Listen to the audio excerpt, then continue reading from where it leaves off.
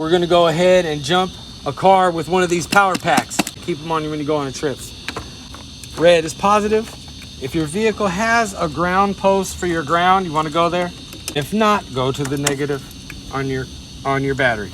Turn the power supply on, let it charge for 5 minutes. After 5 minutes, that's what the instructions on this one says. After 5 minutes, crank your car over, it should start. Make sure you read the instructions. Each one of these is different. So don't just go on what I say. Make whichever brand you go by, that you go by the instructions. This one has a 5-minute wait and it's ready to go. 3 days to charge the battery in here once you've used it like 2 or 3 times. So, all right, guys, make sure you like, subscribe. Make sure you have one of these in your car. That way you don't get stranded with a dead battery. All right, guys, we'll talk to you.